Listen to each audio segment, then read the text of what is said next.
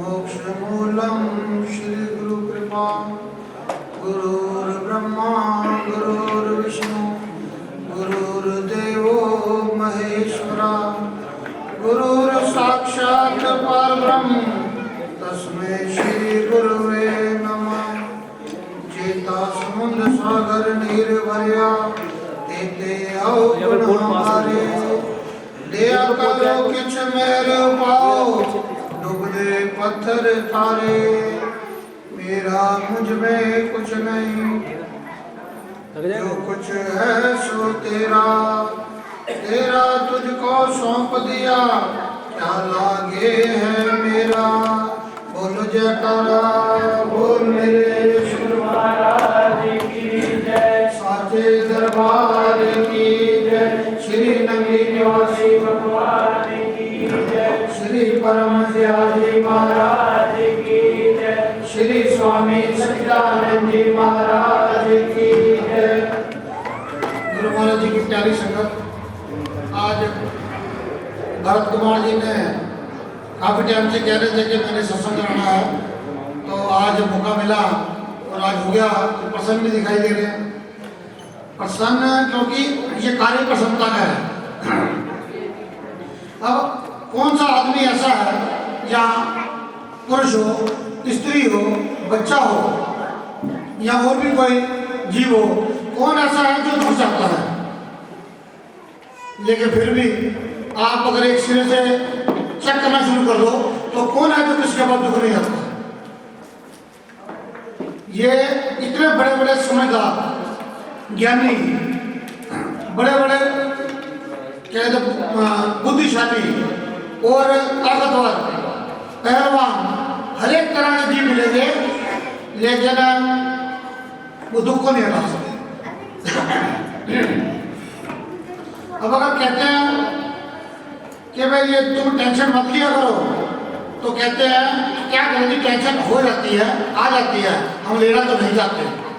अब कितनी हंसी की बात है कि इतना पहलवान बंदा हो और उसके घर में कोई जबरदस्ती घुस जाए और वो कहे क्या करूँ बड़ी मजबूरी है, मैं तो नहीं चाहता पर वो मेरे घर में घुस जाता है।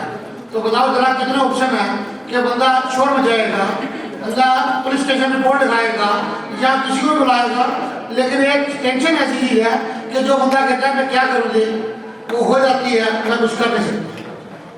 बताओ इससे बढ़कर लाचारी उसके लिए क्या होगी और इससे बड़ी कमजोरी उसके लिए क्या होगी? क्योंकि रहने सारा दिन उनके पास है जिनको टेंशन होती है, अगर वो रहे वहां पर या संग उनका करे कि जो टेंशनों से परे है, जिसके पास टेंशन नहीं है, तो वो क्यों ना टेंशन मुक्त हो जाए। इसी तरह देखो कैसे बच्चे नाच रहे थे गा रहे थे। अबे क्या है, क्या कोई शादी है या कोई बर्थडे है या कोई लॉटरी निकल रही है या क्या चीज ऐसी हुई है जो ये नाच रहे हैं और वो भी खुशी से नाच रहे हैं। कोई ये तो है नहीं कि मायूस होकर नाच रहे थे चलो भाई। वो जो अंदर खुशी है, कहते हैं पंजाबी में कहावत है कि नचन वाले की हड्डी नहीं रहती गान वाले का मुंह। क्या वो जो अंदर से वो बैठा बैठा बेचारा दिख नहीं सकता जब तुम नाच नहीं लेगा जब अंदर से खुशी होती है। तो ये जो सुख है जो अंदर से हो रहा है ये सच्चा सुख है कि जो ना जन्मदिन है, ना कोई लॉटरी निकली है और ना ही कहीं से तनख्वाह मिली है, ना कहीं से कोई अभी मिलने की संभावना है कि हाँ जी हाँ नहीं हम नाच रहे हैं। वो एक ऐसा सुरूर है, एक ऐसा वो उसका संग करते करते कि जो कि सदा ही सुरूर में रहता है, उसका संग करते करते वो ऐसा भर देता है। कहते कीटना जाने भृंग को गुरु कर ले आप समान। वो कीड़ा होता है, वो भृंगिया वो अपना उठा के किसी को भी कर करके उसको अपने जमान कर लेता है। तो इसी प्रकार से वो उसे गुरु के नाम से कहो या उसे आत्मा कहो या उसे परमात्मा कहो या गॉड कहो या वाहिगुरु को, नाम कितने रख सकते हो। जैसे एक पानी कहता है, एक जल कहता है, एक वाटर कहता है, एक आग कहता है, लेकिन वो ना जानता हो तो जरूर करेगा कि मैं तो पानी पीता हूँ, मैं तो वाटर पीता हूँ, लेकिन वो चीज एक ही है।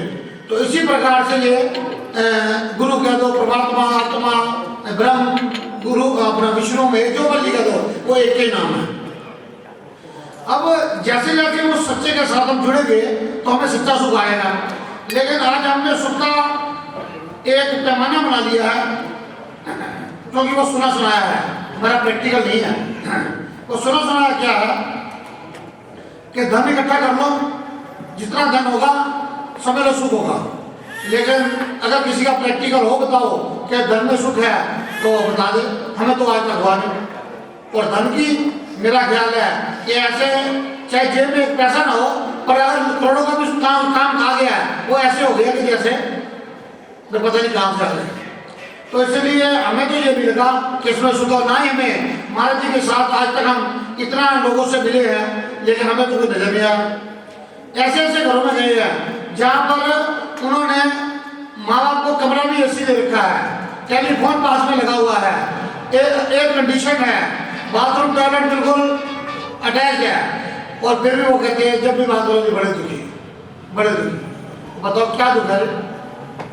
बच्चे बातें नहीं करते, समझने के लिए पड़े रहते हैं, बस सोच सोच के चिंता हो जाती है। और कई तो दुखी ऐसे इंतहा पार कर जाते हैं कि कहते हैं कि एक आई माता कहते हैं कि महाराज जी मैं बड़ी दुखी हो गई हूँ, अब मैंने घर नहीं जाना, अब मैं यही रहना आपके पास। महाराज जी कहते हैं क्या बात है, तूने क्या झगड़ा हो गया? तेरे तो बच्चे भी बड़े आज्ञाकारी हैं और तेरे को गाड़ी भी लेके दे रखी है, सब कुछ है, फिर तेरे को क्या दुख है? कहते दुख क्या है? वो है ना बड़े वाला लड़का जो राजेश, वो सूट लेके आया, कोट पैंट सिलवा के लाया और अपनी पत्नी को दिखा रहा है कि मैं कैसा लग रहा हूँ, सूट ठीक है कि नहीं ठीक है। अपनी नौकरानी को पूछ रहा है कि मैं कैसा लग रहा हूँ, सूट ठीक है कि नहीं ठीक है। और से पूछ रहा है, लेकिन मेरे से एक बार मैंने पूछा कि बताओ ये सूट कैसा लग रहा है, बताओ मेरा जीने का फायदा क्या है, मैंने कहा मेरा क्या। इसीलिए ये बड़ी भारी दुख की बात है। तो महाराज ने कहा कि बताते जब पूछे ना पूछे तेरा क्या जाता है? उसको समझाया, वो समझ गई, कहती आपने मेरा दुख दूर कर दिया, अब बताओ दुख था क्या जो दूर हो गया। लेकिन एक अपना ही बनाया हुआ था कि मैं चाहता हूँ ऐसे हो और वो ऐसा नहीं करता, तो समझ लो वो दुख हो जाता है। अब सुख की रिक्वायरमेंट, अब अध्यात्म के ऊपर जितना मर्जी यहाँ पर चाहे 7 दिन कथा चला लो या 15 दिन चला लो या 21 दिन चला लो, जितने भी चला लो, राम की कथा कर लें, कृष्ण की कर लें या और मानव की कर लें, कोई भी जो हो चुका नहीं कर लें। पर एक बात बताओ, आप सबका अपना तजुर्बा है, क्या बासा खाना अच्छा होता है या ताजा खाना अच्छा होता है? अगर आपको कोई त्रेता युग का खाना बना हुआ आज पकड़ा दे कि लो ये खाओ, तो मेरा ख्याल तो आप टूटे भी ना। जो द्वापर युग का या फिर 500 साल पहले का, मेरा ख्याल ऐसा कुछ सुबह का बनाया शाम को नहीं खाता। तो इस मामले में हम क्यों बासा खाते हैं? हम सुनते हैं या पढ़ते हैं, बस सोच के हमारा धर्म का काम हो गया, हमने खाया पिया तो कुछ है ही नहीं, हमने तो रोटी के बारे में सुन लिया और चलो जी हमारा तो पेट भर गया, ऐसा कैसे हो जाए? तो हम ताजी बात करें, ताजी बात क्या है? अपना अनुभव। राम ने क्या किया? राम वनवास गया, उसका जो उसको क्रेडिट मिला या उनको जो भी, अगर भगवान राम को जब कहेंगे 14 वर्ष का वनवास दिया तो बड़े प्रसन्न हो गए, कहते हैं कि मौज लग गई है, साधु संतों को दर्शन करेंगे, सेवा करेंगे, कितनी मौज होगी। अब बताओ आज के हालात में अगर किसी की सुतेली माँ अगर उसको कहे कि तेरे को तो हम 14 साल के लिए वनवास भेज रहे हैं या वनवास छोड़ो, यही कहे तो वो जलाल में हिस्सा नहीं दे रहे हैं, तो वो सब रिश्ता रहेगा, लड़ाई झगड़ा चालू हो जाए। लेकिन वो तो कहता बहुत खुशी की बात है, और उसके मन में कई के प्रति कोई द्वेष भावना नहीं जागृत हुई, और वो वन में चले गए। वन में जाके अहिल्या का उद्धार किया, शबरी को मिले और सुग्रीव का उद्धार किया, बाली को मार के, और विभीषण का भी उद्धार किया, और वो सारी लीला करनी थी, और वो सीता के बहाने या ककई के बहाने। अब एक बात बताओ कि अगर 14 वर्ष वनवास भगवान राम ना गए होते तो आज उनको कौन जान रहा होता? तो आज अगर उनकी महानता है तो वो ककई के दिए हुए वनवास के कारण ही है, तो ककई उनके लिए कितनी लगती हुई।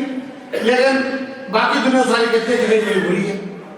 लेकिन अगर ककई वाला पार्ट निकाल दिया जाए, ककई होती ना, तो रामायण को कौन जानता है? तो इसलिए उनको पता था कि ये जो बाहर की चीजें हैं इनमें कोई सुख नहीं है, ये इनमें कुछ नहीं है, जो सुख है वो हमारे अपने अंदर है। लेकिन अंदर वो देखने की किसी के अंदर टाइम ही नहीं, फुर्सत है, जिसे देखो भागा जा रहा है, भागा जा रहा है। तो बहुत बढ़िया बात सुना रहे थे भागने के ऊपर ही। कहते हैं कि आजकल दिल्ली में धुंध भी हो जाती है, कि धुंध में ऐसा होता है कई बार कि गाड़ी के पीछे गाड़ी चलती है, तो वो एक गाड़ी के पीछे लगा दी, दो दिखाई कुछ दे नहीं रहा था।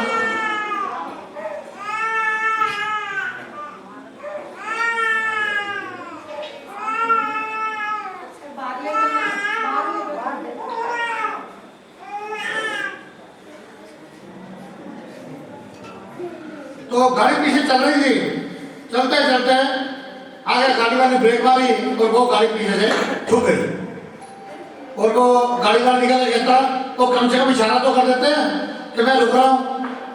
वो बाहर आके कहता मैं इशारा क्या करता, अपने घर की गैराज में खड़ी कर रहा हूँ, वहाँ भी इशारा करूँ कि मैं गाड़ी रोक रहा हूँ। मैंने दूर में देखा कि ने पीछे करता करता उसके घर में पहुँच गया, और वो अब ठोक भी जाके। तो यही हाल है कि बंदा बस भाग रहा है, क्यों कि वो भाग रहा है, इसलिए मैं भी भागना है। ये नहीं देखा, फिर जब छूट जाता है तो कहता यार तू भी तो चल रहा था, तो इसलिए मैं भी चल रहा था। लेकिन ये नहीं पता कि नकल का मार्ग नहीं है, क्योंकि ये हर एक का अपना अपना टेस्ट है, अपना अपना अनुभव है। ये कैसे हो जाएगा कि नकल मार के कोई हाँ ये बाकी दूसरे झूठे पेपरों में तो पास हो सकता है, लेकिन ये जिंदगी के पेपर में पास नहीं हो सकता, क्योंकि उसका अपना अनुभव एक चीज है। तो लक्ष्य तो ये है इंसान का कि मैंने सुखी होना है। और सवाल ये उठता है कि सुखी हो कैसे। गुरबाणी में लिखा कि जे सुख को चाहे सदा शरण राम की ले, क्या नानक सुंदरे मना दुर्लभ मानुक दे।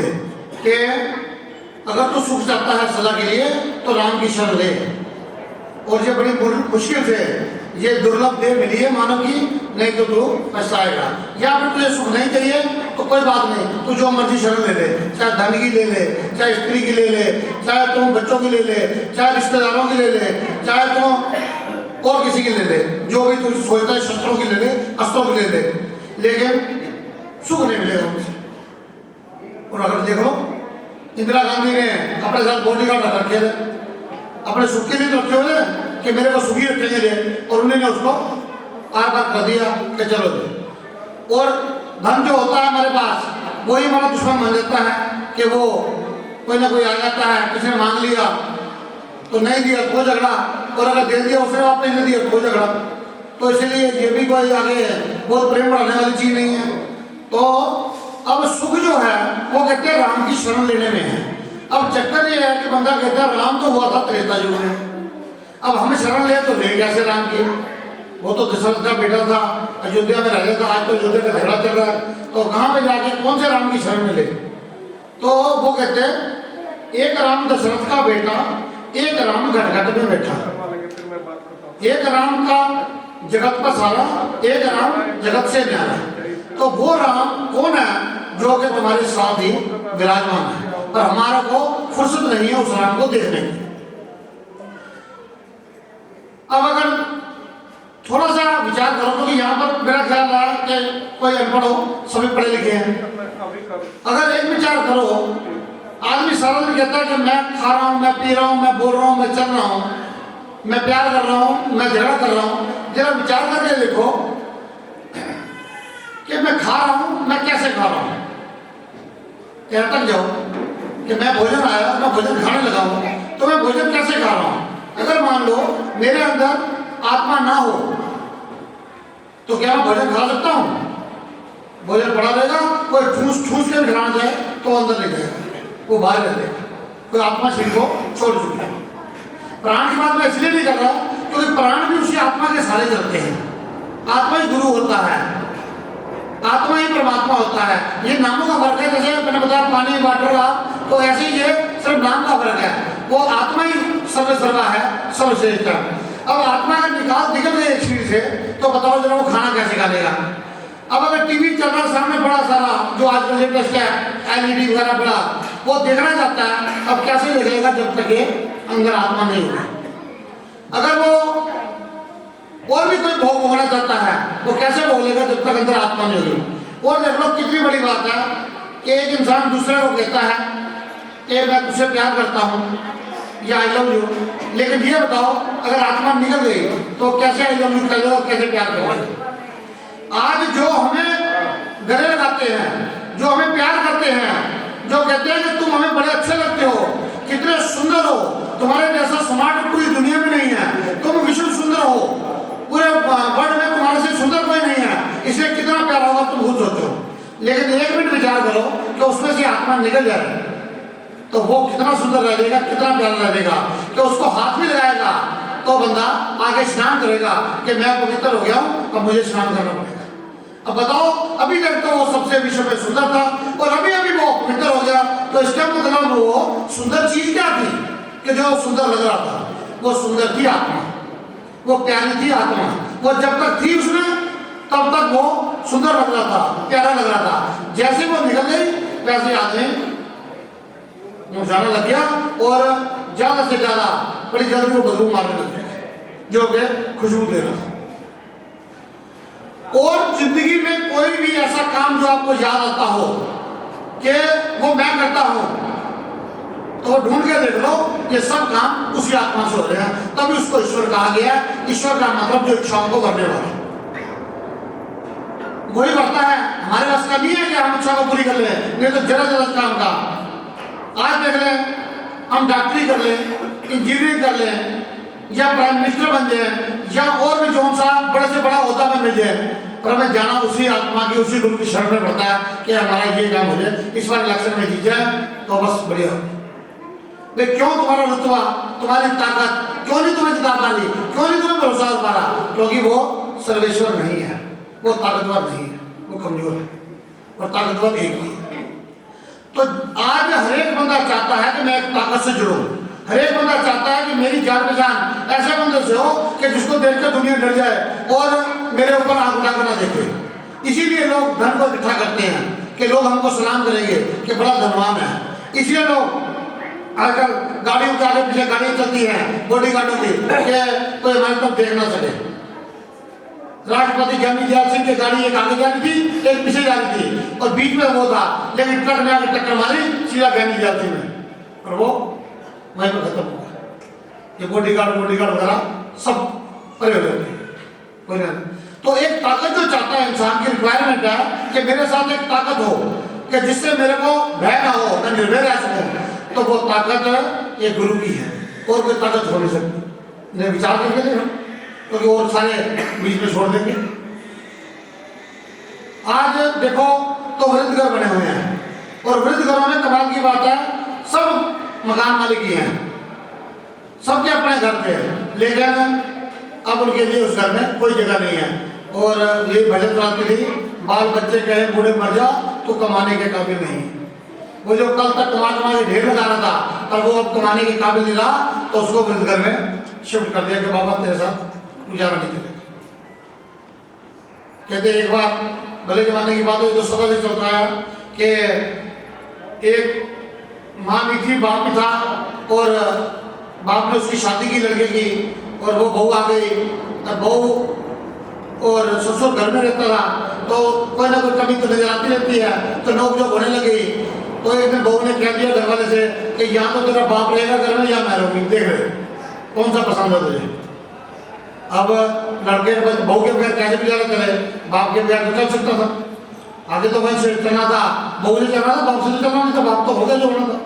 तो वो अपने बाप को कहता भाई पिता ये बात सच्ची है, देख लो कि अब तुम बूढ़े हो गए हो, तुमने अब जीना भी कितना है, तो ये बहू को यही रहने दो, तुम अपना क्या किनारा करो। वो कहता अच्छा बेटा ठीक है, तो बच्चा मेरा मैं तेरे सुख को चाहता हूँ, तो तू ऐसा कर कि मेरे को कहीं जंगल में जाके छोड़े। वो कहता ठीक है। उसने उस टाइम जो भी बैलगाड़ी होती थी उसमें बैठाया और जनक महाराज के आगे घने जंगलों में ले गया और वहाँ पे ले जाके एक जगह अपना देखा कि जहाँ पानी वानी में इसको मिलेगा जंगल पानी जाने के लिए और भी सुविधा रहेगी। तो उसने कहता पिताजी आप यहीं उतर जाओ और मैं आप जाता हूँ घर को, आप बाकी की जिंदगी यहीं भी आ लेना। वो कहता बेटा बात तो ठीक है, पर तू यहाँ ना होता, मुझे जरा इससे थोड़ा आगे जाकर था। वो कहते क्यों नहीं, यहाँ पर क्या खास बात है? वो कहते बात यहाँ पर खास तो बस एक ही है कि यहाँ मैंने अपने पिताजी को उतारा था। वो लड़के का माथा एकदम चमक गया कि ये तो लगता है रीति चली आई है कि ये इन्होंने अपने पिताजी को उतारा था, मैं इनको उतार रहा हूँ और कल को मेरे लिए भी कोई ना कोई स्थान यहीं पर ही होगा, तो फिर मैं भी उतर जाऊँगा। तो उसने कहा ये प्रथा को बंद किया जाए। तो पिताजी को कहता चलो आप बैठो गाड़ी में, हम घर ही रहेंगे, वो बहू जाती है तो जाना है। तो आगे घर में पिताजी को लेके बहू कहती कि भाई क्या बात है, तो पिताजी को वापस लिया। कहता तुमने रहना तो रहा, नहीं तो भाग जाए यहाँ से, ये तो मेरे साथ ही रहेंगे। जाना कहाँ था कुछ नहीं था, बस मिसअंडरस्टैंडिंग थी, वो दूर हो गई और वो आगे सुख से रहने लगे। क्योंकि ख्याल ही होता है कि ये चला जाएगा तो मैं सुखी हो जाऊंगी, या ये चला जाएगा तो मैं सुखी हो जाऊंगा, ऐसा कुछ नहीं होता। सिर्फ मिसअंडरस्टैंडिंग मिट जाती है तो बंदा सुखी हो जाता है। तो ऐसे वो जो परमात्मा जिसकी हम बात कर रहे हैं, उसी परमात्मा को आज बंदा भूल गया है। और परमात्मा को क्या भूल गया, वास्तव में समझो तो अपने आप को भूल गया। अब यहाँ पे सब जानते हैं, सब पढ़े लिखे हैं। अब एक सीधा सा शब्द है आत्मा। आत्मा शब्द का अर्थ शायद मेरा ज्ञान आज पूछो तो उसके मतलब के बताने लग जाते हैं कि जी आत्मा वो है जो बढ़ती नहीं है, जन्म लेती ये वो पता नहीं क्या क्या। लेकिन उनसे पूछो ये तो उसका कार्य हो गया कि ये नहीं करती वो नहीं। आत्मा है कौन? आत्मा के बारे में कुछ जानता है कोई? तो कहते हैं नहीं। तो वो आत्मा का मतलब है सेल्फ, मैं, मतलब कि वो आत्मा कोई और नहीं, वो आप ही है। और आत्म देखो भी, एक होती है कथा, एक होती है आत्म कथा। आत्म कथा का मतलब अपनी कथा, मतलब आत्मा का मतलब अपना आप, और कथा का मतलब भाई उसकी जो भी हुआ होगा वो कथा उसके। तो आत्मा का मतलब अपना आप। तो अपने आप को मतलब भूला हुआ है और सारे कोर्स कर लिए उसने, लेकिन अपने आप का कोर्स किया ही नहीं और अपने आप को से पता ही नहीं। अब बताओ, हम सुख तो चाहते हैं, किसके लिए? अपने लिए, और अपना हमें पता नहीं है, तो बताओ फिर सुख मिलेगा कैसे? अगर हम मान लो किसी नरेश को रिजेश को 100 रुपये देना चाहते हैं, लेकिन हमें पता ही नहीं निवेश का देश का, तो उसे कहाँ से दे देंगे, कैसे देंगे? ऐसे हम अपने आप को सुख देना चाहते हैं और हमें अपने आप का पता नहीं, अपने आप को सुखी कैसे कर सकते हैं बताओ? इसलिए हम सुखी नहीं हो पाए। हम सुखी कैसे कर रहे हैं? हम अपने मन को सुखी कर रहे हैं, हम अपनी इंद्रियों को सुखी कर रहे हैं। एक कान को सुनने वाली, इसको बढ़िया बढ़िया हम सीडी वगैरह, कैसेट वगैरह, या जो हमारी उपमा गाए, हमारी स्तुति करे, जो हमारी तारीफ करे, वो हमें अच्छे लगते हैं, वो सुनना चाहते हैं। आंखों से हम वो रूप देखना चाहते हैं जो हमें सुंदर लगे। मुंह में हम वो स्वाद लेना चाहते हैं जुबान में जो हमें बढ़िया बढ़िया लगे। त्वचा से हमें उसे स्पर्श करना चाहते हैं जो कि सुंदर देह हो। तो बताओ जरा, इसके अलावा हम और चाहते क्या है? हमें तो पता ही नहीं। लेकिन देखते देखते एक दिन ये कानों ने ऊंचा सुनना चालू कर देना है, आंखों ने धुंधला देखना चालू कर देना है, और जवान को डॉक्टर ने मना कर देना है कि ये नहीं खा सकता, वो नहीं खा सकता। और त्वचा ऐसी रहेगी तो ये पड़ रहा है, हाथ में तो लगाइए मेरे को, है बड़ा गंदी सी हो गई है, जो सुंदर दिखती थी वो खराब हो गई है। तो ये जिनके लिए हम कर रहे थे वो सब नष्ट हो गई। तो इसीलिए इसे झूठा सुख कहते हैं। सुख तो है, एक सच्चा सुख होता है, एक झूठा सुख, इसीलिए झूठा सुख कहते हैं। और ये झूठे सुख के लिए हम रात दिन काम कर रहे हैं। ना तो मैं मन हूं, मन मेरा है, तो फिर बताओ मैं अपने लिए क्या कर रहा हूं? लेकिन अपनी चीजों के लिए कर रहा हूं, मन के लिए। ना कान में हूं, ना मुख में हूं, ना आंख में हूं, तो फिर बताओ जरा मैं इनके लिए कर रहा हूं तो अपने लिए क्या करूंगी? अपने आप को पता ही नहीं। बंदे को भूली बंदगी दुनिया के प्यार में, अपने को आप भूला झूठे व्यवहार में। जो झूठे व्यवहारों में कि ये करना जरूरी है, वो करना जरूरी है, ऐसे हमसे पहले कितने आए, कोई गिनती है? कहते कर कर थाके बड़े वडेरे कि नहीं न किए काज माया पूरे। ये माया के काम किसने पूरे किए हो पहले तो बता दो। ये तो पानी में जैसे बुलबुले होते हैं, ऐसे संसार बन रहा है, बुलबुले उठते हैं और बुलबुले मिट जाते हैं। भाई ऐसे हम आ रहे हैं और हम चले जा रहे हैं। लेकिन क्यों नहीं हम अपने आप को टिकाने की सोचते हैं? अब आज अगर किसी का एक्सीडेंट हो जाए या किसी को कोई तकलीफ हो जाए तो सारे रिश्तेदार को इकट्ठा हो जाता है कि यार अब काम छोड़ो, पहले उसको बचाना है। सारे भाग पड़ते हैं। क्यों? क्योंकि काम फिर भी होता रहेगा, लेकिन उसको बचाना जरूरी है। क्या कभी किसी ने सोचा है कि हमने मरना है एक दिन तो हम अपने आप को बचा लें? कोई सोच ही नहीं, कोई विचार ही नहीं। बस मरना है इसलिए फटाफट भोग भोग लो, नहीं तो कल को मर जाएंगे तो फिर कौन भोग भोगेगा? इसलिए आज ही भोग भोग लो फटाफट सा। इसीलिए इतने संसार में जो बुरे काम हो रहे हैं इसी कारण हो रहे हैं कि कल को हमने रहना नहीं है और आज ही भोग लो फटाफट। लेकिन भाई क्यों नहीं रहना, कभी विचार किया कि क्यों नहीं रहना? आखिर तुमने तुम्हारे में क्या ऐसी कमी है कि जो तुम्हें चले जाना है, और तुम कहाँ से आए हो, जहाँ जाना है? अब हर एक को पता है कि मैं कहाँ से आया हूँ। कोई आजपुरम से आया, या कोई बसंतपुर से आया, कोई सुरपुर से आया, सबको पता है वहाँ से आया और वहीं हमने जाना है। क्या कोई यहाँ पे एक बंदा बता देगा कि नहीं जी नहीं, हम तो वहाँ से आए हैं और हमें वहाँ जाना है? किसी को एड्रेस नहीं पता। तो जब अपना एड्रेस ही नहीं पता तो फिर बताओ जाना कहाँ है और आए कहाँ से? अब एड्रेस हो तो फिर पता हो। अगर कोई एड्रेस होगा किसी का, यही तभी तो पता होगा कि मुझे वहां जाना है। अब सब कहते हैं कि मरने के बाद जाना है, अब कहाँ जाना है? कोई कहेगा ऊपर जाना है, कोई कहेगा भगवान के पास जाना है। बस बताओ, बच्चों को तो मिलाते देखा है कि बच्चा पूछता छोटा होता कि माँ मैं कहाँ से आया, तो माँ से कहते बेटा तेरे को भगवान से लाए हैं। अब बच्चा जरा मान जाता कहता कि लाए होंगे जी, तब अब बच्चा उसको तो ज्ञान है नहीं, जो बताएंगे उसे मान लेंगे। अब फिर ज्यादा बात होगी तो कोई कह देगा कि हम तेरे को ऊपर से लाए हैं, वो भी देखते ऊपर से आया होगा भाई। यानी बच्चे को तो चलो एक बात मान लिया कि बच्चे को बना दिया, लेकिन बड़े क्यों बहल रहे हैं? बड़े क्यों कह रहे हैं कि हम तो ऊपर जाएंगे जी मरने के बाद? हम तो जी क्या कहते हैं भगवान के पास जाना। क्या भगवान को कभी देखा है? या कोई भगवान का एड्रेस है, या भगवान से कोई रिश्तेदारी है? क्या कोई चाचा ताया फूफा लगता है कि भगवान हमारा वहाँ पे एयरपोर्ट पर लेने आया होगा, रिसीव करने आया होगा? क्या हो जी महाराज आपके इंतजार था? क्या आपने किसी को देखा है कहते हुए कि वो भगवान के पास जा रहा है? या कोई उसकी वीडियो या कोई फुटेज ऐसी आई हो कि जो देखा हो कि हाँ, जैसे आजकल तो चैनल वाले सब दिखाते हैं, तो किसी टीवी पे दिखा रहे थे स्वर्ग की सीढ़ी। अब देखो जी, अब मेरा तो खैर किसी को नजर आई, किसी देखी होगी, बस दिखा दी कि बस ये जो दिख रही है ना, ये स्वर्ग की सीढ़ी दिख क्या रहा है कुछ मेरी। तो ये जो समझ आती है बच्चों की बात कि बच्चों को ज्ञान नहीं है, समझ नहीं है, तो मिलाया जा रहा है। पर बड़े क्यों बहल रहे हैं? बड़े तो कोई डिग्री लेके बैठा है, कोई MBA की डिग्री लेके बैठा है, कोई वकालत की डिग्री, कोई इंजीनियर की, कोई डॉक्टरी की। फिर बताओ इतना बेवकूफी बना देते हैं कोई भी कि हाँ मैं तो भगवान के पास जाना है। फिर उसके खाली यही छूट नहीं जाएगा, वो उसके बाद जाएगा तो पीछे घर वालों को क्या हाथ करेंगे ये भी पता होना चाहिए। अब उसके जाने के बाद क्या होगा? जब तुम्हारे पिताजी के लिए अब ये सोने का पलंग बनवाना है, क्योंकि उन्होंने ऊपर जा दिया है, अब बनवाओ जरा सोने का पलंग 30,000 रुपये तोला है, तो कैसे बनते बनते हवा कुछ बने है नहीं? तो फिर वो डिस्काउंट हो जाएगा, चलो कोई बात नहीं, छोटा सा बना देते हैं 5-4 लाख का, तो अगर हंसी होगी तो दे देगा, नहीं तो फिर ये अब ये करना वो करना फलाना करना निभाना करना भजेगा। पता क्यों? क्योंकि वो इतनी इच्छाएं लेके मरा है व्यक्ति कि उसकी इच्छाएं अब मरने के बाद भी उनके बच्चों को पूरी करनी पड़ती कि ये चाहिए वो चाहिए। लेकिन अगर बंदा जीते जी अपने आप को जान ले, अपने आप से इंट्रोडक्शन कर ले कि मैं कौन हूँ, कहाँ से आया हूँ और मैं किस कार्य के लिए आया हूँ। अगर कोई आता है तो कोई ना कोई तो कारण होता है, ना वो कारण पता है, ना जगह पता है, ना क्यों आए ये पता है।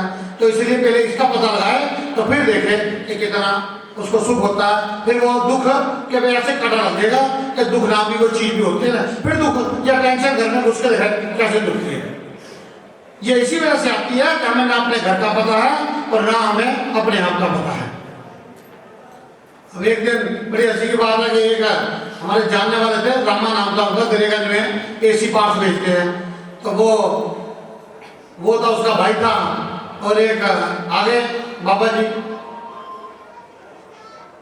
जी आगे और कहते कि बेटा तेरा ऊपर शनिदेव का छाया है। वो कहता हाँ जी मैं प्रशांत तो भर देता हूँ। वो कहते तो फिर ऐसा है कि ये तो बड़ा भारी कष्ट है तेरे ऊपर। वो कहते अच्छा फिर ऐसा करो कि इसका निवारण करो। कहते निवारण हो जाएगा, आप ऐसा करो कि 5100 रुपये का इंतजाम करो तो इसका निवारण हो जाएगा। वो कहता जी 5100 रुपये होते तो कष्ट ही का होता, ये है ही नहीं इसीलिए तो कष्ट है। तो वो कहते अच्छा इतनी गरीबी है? कहते हाँ। अच्छा चलो डिस्काउंट कर देते हैं 2100 रुपये। वो कहते जी 2100 रुपये कहाँ है, मंदा इतना चल रहा है काम का, आजकल ठंड इतनी चल रही है खरीद गा के नहीं आता। वो कहता अच्छा चलो है तो बड़ा मुश्किल, तो फिर भी 1100 रुपये तो कर ही दो जैसे तैसे करके। वो बड़ा सोचने लगा भी 1100 रुपये बड़ा मुश्किल है मेरे लिए। तो कहते वो 500 रुपये इससे मतलब कम तो फिर शरीर मानेगा नहीं, इसके तो स्टैंडर्ड होता है रेट का है। तो वो कहते हैं अच्छा अच्छा मैं पूछता हूँ भाई का साथ में, हाँ भाई मम्मी तेरे पास 500 रुपये है। कहता 500 रुपये कहाँ से मेरे पास सारे 100 रुपये पड़ा है। बता दो बेटा वो, अब उनको पता चल गया पापा जी को कि 100 रुपये तो पड़ा है। वो कहते अच्छा चलो लाओ 101 ही कर दो, है रे क्या मतलब है। अब उसके बाद अच्छा लाओ दे दे 101 तो मेरे पास पड़ा, 101 तो करके अपना शरीर की समस्या टाले। तो वो कहता 100 पड़ेगा 100 तो मैं दे दूँ, तो मैं जाऊँगा कैसे, किराया कैसे जाऊँगा, और कोई आ गया कोई 100 कैसे करूँगा। तो वो कहता बाबा जी तो 100 भी नहीं दे रहा, अब क्या करेंगे। वो कहता है कि अच्छा 50-51 हो सकते हैं, अब आया हूँ कम से कम ये तो है कि कोई आने जाने खर्चा निकल जाए। वो कहता 51 दे दे। कहता ना मेरे पास नहीं 51। वो कहता है फिर शनिदेव कैसे जाएगा, कैसे हमें छोड़ेगा। वो कहता तो चिंता लगा बेटा, शनि तेरा क्या बिगाड़ेगा जब तेरे पास कुछ है ही नहीं, जब तेरे पास कुछ है ही नहीं है शनि तेरा बिगाड़ेगा क्या। ये तो जिसके पास होता है उसी को बिगाड़ता। तो मतलब यही है कि वैसे भी देखो तो शनिदेव के मंदिर में हमेशा बड़ी बड़ी गाड़ियों वालों की लाइन लगी हुई, तो गरीब बंदा शनिदेव के मंदिर में आसपास नजर नहीं आता, क्योंकि तकलीफ उनको जिनके पास है नहीं उनको कोई तकलीफ ही नहीं है। तो कहने का मतलब ये है कि हम पढ़े लिखे, हम अपने आप को एजुकेटेड समझते हैं। अब देखो आज पढ़े लिखे का अर्थ भी नहीं लोग जानते हैं कि पढ़ा लिखा कहते किसे। माँ वो कहते हैं बेटा पढ़। मैंने एक दिन पूछ लिया, मैंने कहा जी आपका बच्चा पढ़ा लिखा नहीं है। कहते नहीं जी अब पढ़ता ही नहीं से। मैंने उसे दिया, मैंने ये पढ़ के दिखा, उसने पढ़ दिया। मैंने ये लिख के दिखा, उसने लिख दिया। मैंने कहा और पढ़े लिखे की क्या सेंस होती है। पढ़ा उसे कहते हैं जो पढ़ना जानता हो, और लिखा उसे कहते हैं जो लिखना जानता हो। अब ये जो आता है और मैं ऐसे बता देता हूँ तुम्हें कि जो बीए पढ़े हुए हैं और उनको पढ़ना मुश्किल है, उनसे पढ़ा नहीं जाता, लिखने में भी दिक्कत है, तो कुछ का कुछ ही पढ़ जाते हैं, कुछ का कुछ ही लिख जाते हैं। तो डिग्रियां ले ली हैं, डिग्रियां मिलती हैं, लेकिन ना पढ़ा ना लिखा। आजकल पढ़ाई लिखाई नहीं हो रही, आजकल सिर्फ पैकेज के लिए कोर्सेज हो रहे हैं, इनको पढ़ाई लिखाई नहीं कर सकते। पढ़ाई लिखाई किसकी है, अब पढ़ा किसे कहते हैं। कहते पहले कहते थे पढ़ा यानी पढ़े कोई पंडे कहते थे कि यानी जो गांव में होता था जो पढ़ गया वो पंडे हो गए। अब पढ़िया जो भाषा के अंदर कहीं पे पंडे गए पढ़े और वहां पे पंडित पढ़िया वो हो गया पंडे। यानी ये अब गांव में जो पढ़ लिख जाता था वही पंडित जी कहलाता था। ये पंडित जी है, गांव में कोई चिट्ठी आनी, कोई पत्र आनी या कोई भी काम कराना, उनसे पूछना कि हाँ जी ये करें, तो वो कहता हाँ करो तो ठीक है, नहीं करो। अब वही अब चलते रहते। आज पंडित जी एक अलग कैटेगरी कर दिया कि ये बात से डिजाइन है, ये उनको धोती डालनी है, ये वस्त्र डालने हैं, इस तरह लगाना है, तो ये पंडित जी हैं, या को पोती बांध ले। अब एक बात बताओ कि हम इतना तो पढ़ लिख गए, दुनिया भर की हम स्पीच भी देते, सब कुछ करते हैं, लेकिन अब हमें अपने बच्चे की शादी करनी है। अब हमें चाहिए पंडित जी कि पंडित जी बताओ जरा शुभ दिन कौन सा है। क्यों भाई तुम्हें पढ़ना भी आता है, लिखना भी आता है, तो हम क्यों नहीं देख रहे बेटा। पंडित जी ने भी तो उसी में से देखना है। अगर पंडित जी भी तो एक अपनी बुक लाएंगे जिसमें से देखेंगे कि हमें कौन सी तिथि ठीक है, लेकिन हमें पढ़ने की जरूरत नहीं। कोई हमें बता यार साल में कितनी शादियां करनी है, उम्र में जीवन में है नहीं, कितने मकान लेने हैं, तो 2-4 बार क्या नहीं क्या करना, ये हम छोड़ दो इसे। यानी जो बड़ा ही आसान है काम, जिसमें कोई मुश्किल नहीं है, वो काम हम करते नहीं। तो इसलिए हम सिर्फ पैकेज की तरफ दौड़ रहे हैं। कहने का मतलब ये है कि हम अपने आप को नहीं जान रहे, हम अध्यात्म की बात करते हैं, परमात्मा की बात करते हैं, भगवान की बात करते हैं, जो दिखता है उसका सिर झुका देते हैं, है ना, कि समय भगवान। लेकिन कभी ये भी सोचा कि भगवान कहते क्या है, वो कोई बात ही नहीं सोचे विचार में। कहते रामायण के अंदर भगवान राम ने कहा है कि बड़े भाग मनुष्य तन पावा, बड़े भागों से ये मनुष्य का तन मिला जो आज सबको मिला, जितने बैठे और बाहर भी है, कोई मनुष्य का तन जिसको है वो ऐसे नहीं मिल गया, बड़े भाग्य से मिला है। लेकिन आज का भाग्यशाली किसे कहते हैं, जो जिसके पास धन हो, गाड़ी हो, बंगला हो, उसे कहते हैं भाग्यशाली। वो कहते हैं बड़े भाग मनुष्य तन पावा, जाने के सबके सब भाग्यशाली हो गए। सुर दुर्लभ सब ग्रंथ गावा, कि सब देवता लोग दुर्लभ ग्रंथ यही कहते हैं कि जो मनुष्य का धन बड़े भागों से मिलता है। साधन धाम मोक्ष का द्वारा, ये साधन है मोक्ष का, मुक्ति का द्वारा है। ये विधि पाए तू नहीं सवारा, ये सब कुछ होते हुए भी तूने अपने आप को सवारा नहीं, मोक्ष प्राप्त नहीं किया, मुक्ति प्राप्त नहीं की। फिर कहते हैं अब इसका रिजल्ट देख लो आगे। क्योंकि अगर बच्चा स्कूल में पढ़ के नहीं आएगा या पेपर ठीक से नहीं दे के आएगा तो उसका फेल ही है, जैसे लोग स्कूल से निकाल देंगे। अब ये अगर नहीं कोई मानेगा भगवान की बात तो फिर आगे उसका रिजल्ट क्या है, वो कहता है दुख परत्र पाई, फिर वो भयंकर भयंकर दुख पाएगा। सिर धुनी धुनी पिछताई, तो सिर को धुनेगा अपने काले कर्म ईश्वर मिथ्या दोष है। काल पर कि मेरे को समय नहीं मिला, कर्मों पर मेरे कर्मों में नहीं था, और ईश्वर पर ईश्वर ने मेरे से करवाया नहीं, मिथ्या दोष है। तो मिथ्या तो हमने करना क्या था, किया क्या, अब मोक्ष का क्या मतलब होता है?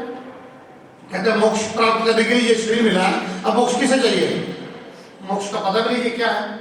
अब ये तो मोक्ष को ही जान सकता है जो जेल में बंद होती है हाड़ में, और उसको पूछो कि मोक्ष चाहिए तो गया हाँ चाहिए। अब जो अपने घर में बैठा है और एसी रूम में बैठा है, गाड़ी उसके पास बढ़िया मॉडल है, तो बताओ उससे पूरा मोक्ष चाहिए होगा, कौन सा मोक्ष चाहिए, क्या सा मोक्ष चाहिए? वो तो अपने आप को मुक्ति समझ रहा है, वो तो अपने आप को याद समझ रहा है, पर ऐसा है नहीं।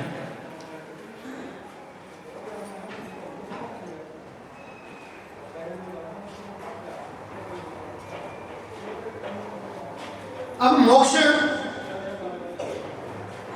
अब हम उस बंदे की बात बता रहा हूं जो बंदा एसी में बैठा है, गाड़ी है, बंगला है, सब कुछ है, और अपने आप को मुक्त जान रहा है। अब उसके बंधन देख लो क्या है, मतलब वो तो अपने आप को मान रहा है मैं मुक्त हूं, लेकिन उसके बंधन बताता हूं कि वो कितने बंधनों में फंसा हुआ है।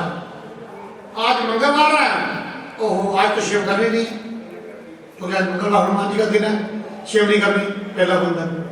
आज शनिवार है, आज गाड़ी खरीदनी नहीं, शनिवार को लोहा खरीदते नहीं, ये बंधन। अब बिजली रास्ता काट गई है, अब आगे जाना नहीं है, ये बंधन। अब शादी करनी है तो इसको ऐसे सजाना है, ये करना जरूरी है, ये परंपरा निभानी जरूरी है, ये करना जरूरी है। अरे वहां भगवान क्या बता नहीं देखा, आज तो बड़ा नुकसान हो जाएगा, ये आज कर नहीं हुआ, घंटा नहीं दिया, आज ये हो जाएगा वो हो जाएगा।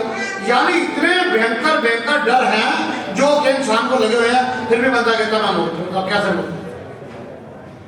जिस दिन वो मुक्त हो जाएगा उस दिन उसे पता चलेगा कि बताओ जरा क्या क्या फंसता क्या है और क्या बना। जैसे देखो बच्चे को परछाई दिखा के माँ बाप डराते थे, क्यों है तू ये खा ले नहीं तो देख भूत आ जाएगा, ये देख पीछे परछाई दिखा, वो बेचारा डर जाता है भूत आ जाएगा। है कुछ नहीं भूत, लेकिन वो डरा के खिलाने का बहाना है, ऐसे बस सब डरा रहे हैं। वो ये नहीं किया वर्त नहीं रखा तो फिर बड़ा संकट आ जाएगा, आज करवा तो उसका वर्त नहीं रखा फिर तो तुम्हारा पति की उम्र ही कट गई। अब बताओ जरा, और सुबह से लेकर रात तक बेचारी मर रही है, ये बंधन भी तो क्या है?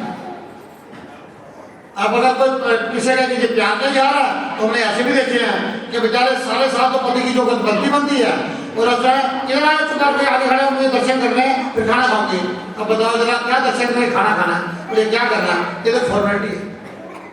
तो मतलब कि ये बंधन इतने हैं कि मैं गिना नहीं सकता।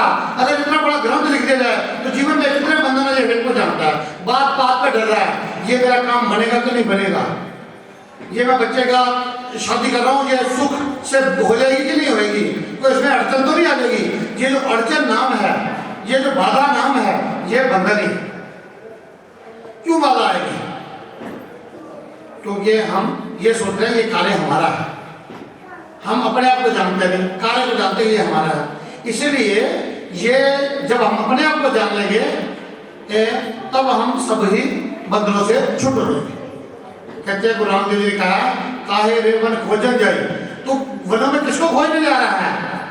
सर्वनिवासी सदा लेपा तो है संग समाई, वो जो सर्वनिवासी है यानी वो परमात्मा आत्मा रूप से तेरे संग समाया हुआ है।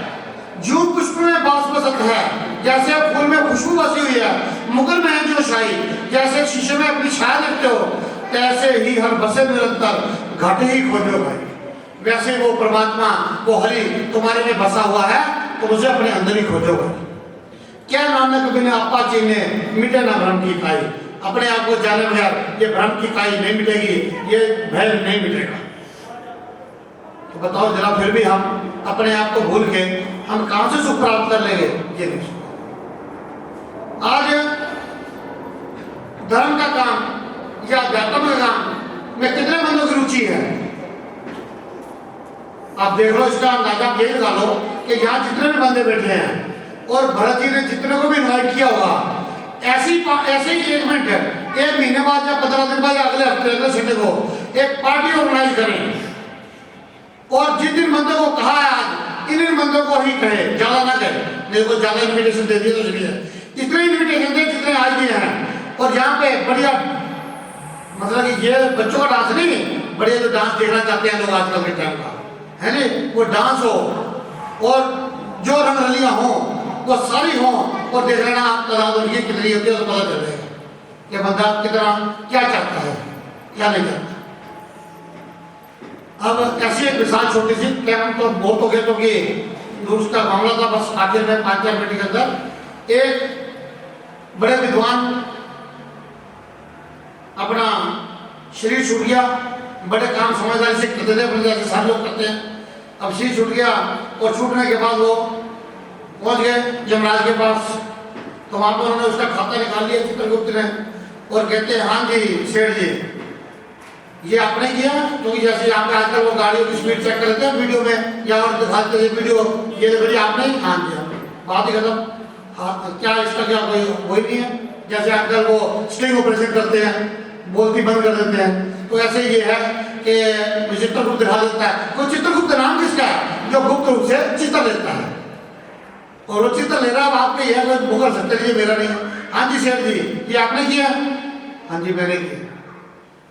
अच्छा ये अच्छे काम भी आपने किए हैं, हाँ जी जी भी मैंने किए। अच्छा अब ये जो आपने गलत काम किए हैं इसका आपको ये हटाना है कि आपको नरक मिलेगा, जो गंदे काम किए हैं, और जो अच्छे काम किए हैं इसका ये आपको इनाम है कि आपको स्वर्ग मिलेगा। अब ये आपके ऊपर छोड़ देते हैं कि आपने पहले स्वर्ग लेना है या नरक लेना है। सेठ जी चूंकि विद्वान थे और वो कहते हैं देख भाग के चीज लेते थे, कौन सी बढ़िया है, कौन सी पहले लेनी है, कौन सी बाद में लेनी है, जैसे शादी में जाके कौन सा खाना पहले खाना है, छूट गया तो कोई बात नहीं, बात की कोई बात। तो ऐसे वो कहते हैं अच्छा जी मेरे को ऐसे करो चेक करा दो, चेक कराने के बाद मैं जो सा पहले को ले लूंगा नहीं तो बाद में ले लूंगा। वो कहते ठीक है। अब वो अपने दूध भेज दिए जमराज ने कि जाओ इनको दोनों चीजें दिखा दो। तो पहले वो नरक में ले गए, नरक में देखा तो वाह जी वाह स्टेज लगे हुए हैं, सुंदरियां डांस कर रही हैं और शराबें चल रही हैं बढ़िया बढ़िया, और खूब नाच गाने चल रहे हैं और इतने भोग भोगे जा रहे हैं, हर तरह के पदार्थ हैं वहाँ पे। बोलता अच्छा अच्छा नरक ही ऐसा तो स्वर्ग कैसा होगा, स्वर्ग भी दिखाओ जी है।